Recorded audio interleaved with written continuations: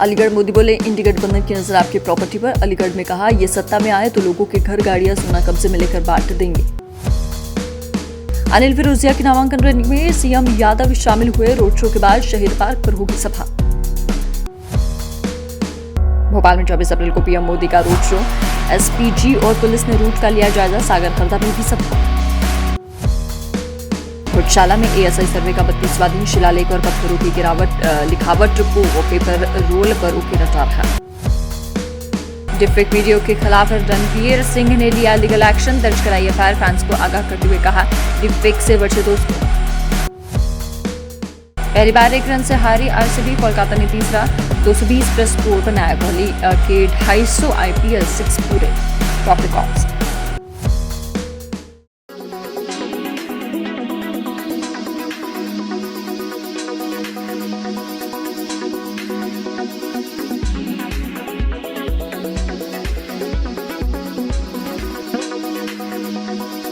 नमस्कार, आप देख रहे हैं एमएस न्यूज। रुक करते हैं खबरों की ओर। भोपाल के छोला से टिम्बर मार्केट में भीषण आग लग गई। जेसीबी की मदद से लकड़ियां हटाकर 10 से ज्यादा दमकल की गाड़ियों ने आग पर काबू पाया। आग लगने के बाद गोदाम की ओर आने जाने वाले रास्ते बंद कर दिए गए। हजीरा थाना क्षेत्र के बिरला नगर लाइन नंबर 10 के क्वार्टर नंबर 8 में नीरज भदौरिया पुत्र मुनेश्वर सिंह भदौरिया रहते हैं और वे श्री राम फाइनेंस कंपनी में ब्रांच मैनेजर है। वे भिंड में साली की बेटी की शादी में शामिल होने परिवार के साथ गए थे और घर पर ताला लगा था। शादी का कार्यक्रम होने के बाद जब वे वापस घर आए तो घर के ताले टूटे मिले और सारा सामान बिखरा पड़ा था। घर की हालत देखकर उनके पैरों तले जमीन खिसक गई और चोरी की आशंका की सूचना पुलिस को दी। सूचना मिलते ही पुलिस मौके पर पहुंची और जांच के बाद मामला दर्ज किया। लोकसभा चुनाव के मद्देनजर थाना क्षेत्र के अल्लाह बली चौकी पर वाहनों की चेकिंग के लिए एसएसटी टीम की चौकी बनाई गई है, जहां देर रात 3 वीडियो कोच बसों की तलाशी लेने पर पुलिस और एसएसटी टीम ने 15 क्विंटल चांदी जैसे आभूषण पकड़े, जिसकी अनुमानित कीमत 50 लाख रुपए बताई गई है। पुलिस ने आभूषणों को जब्त कर कोषालय में जमा कराया है। इंटरव्यू निरस्त होने से नाराज हुए दिव्यांगजनों ने किया राजधानी भोपाल के जल संसाधन विभाग के सामने प्रदर्शन किया। दिव्यांग अभ्यर्थियों का कहना है कि 22 और 23 तारीख को हमारे इंटरव्यू होने थे और हम प्रदेश पर से आए हुए हैं, लेकिन यहां आने के बाद हमें पता चला कि हमारे इंटरव्यू निरस्त कर दिए गए हैं। इसकी जानकारी जन साधारण विभाग के अधिकारियों ने हमें नहीं दी है। वहीं दूसरी ओर अधिकारियों का कहना है कि हमने अखबार के माध्यम से ये जानकारी सबको दे दी थी कि 22 और 23 तारीख को होने वाले इंटरव्यू आचार संहिता के चलते निरस्त कर दिए गए हैं। आक्रोश में आए दिव्यांगजनों ने प्रशासन के खिलाफ नारेबाजी की और कहा कि जब तक हमें अगली डेट का पता नहीं चलता तब तक हम यही डटे रहेंगे। निकाली गई, वांट्स निकाली गई, नोटिफिकेशन दिया गया न्यूज़पेपर में, वो ठीक है। उसके अकॉर्डिंग ये सभी लोग कितनी दूर से आए हैं, क्या करके आए हैं, कर्जा लेके आए हैं, घर में कितना जरूरी काम है छोड़ कर यहाँ पर आए हैं। इसके लिए हमें प्रायर नोटिफिकेशन नहीं मिला कि कैंसिल हो रहा है या पोस्टपोन्ड हो रहा है। अगर पोस्टपोन्ड हो रहा होता, नहीं मैम गलत है मैम, हमें किसी न्यूज़पेपर में कोई भी नोटिफिकेशन नहीं मिला है।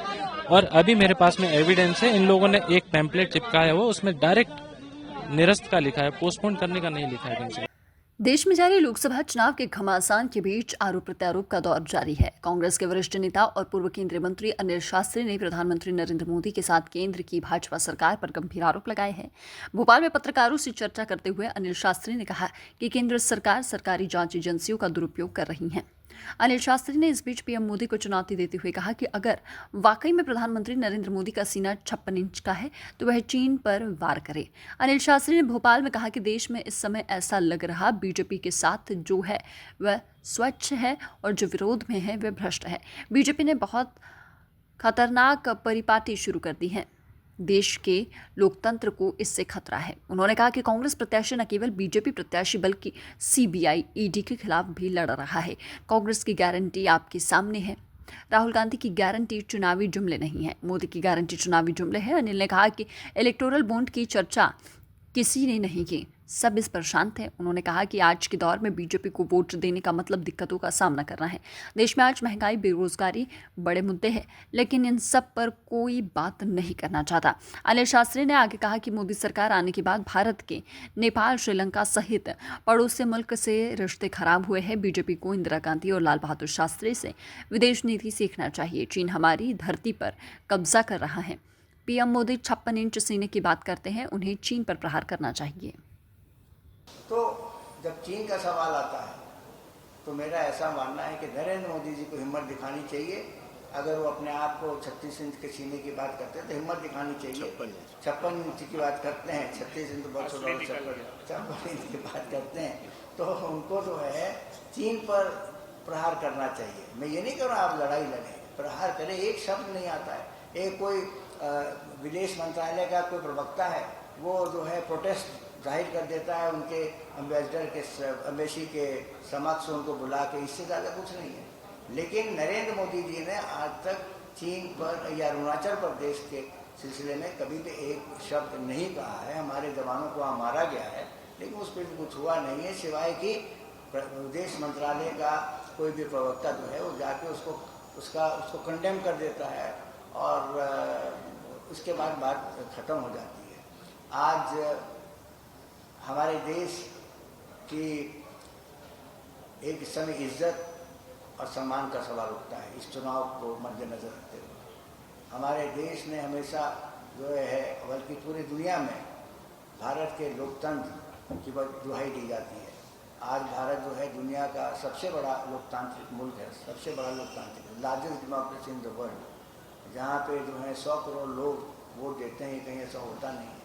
तो ऐसे इस तरह का जो हमारा सम्मान है वो सम्मान और इज्जत को ठेस पहुंची है, क्योंकि आपने देखा कि अमेरिका की हमेशा जो है बड़ी दोस्ती मोदी जी कर रही हो हमेशा, चाहे वो बैरक ओबामा रहे हों या डोनाल्ड ट्रंप रहे हों और अब बाइडेन रहे हों, वो सबको जो है अपना दोस्त मानते हैं और यही कहते हैं कि ही इज़ माई फ्रेंड। और उन्होंने तो बीजिंग के राष्ट्रपति जिनपिंग को भी कहा था जब गुजरात बुलाया था पिछले चुनाव से पहले, और उन्होंने कार्रवाई नहीं की थी कोविड की, सिर्फ इसलिए कि वो उनको आमंत्रित किया गया था। उनका कार्यक्रम था गुजरात में, जो मोटरा जिसको अब वो मोदी स्टेडियम कहते हैं, वहाँ उनका कार्यक्रम था। वो कार्यक्रम जब हो गया और मध्य प्रदेश की सरकार उन्होंने गिरा ली, उसके बाद उन्होंने लॉकडाउन किया। तो ये सब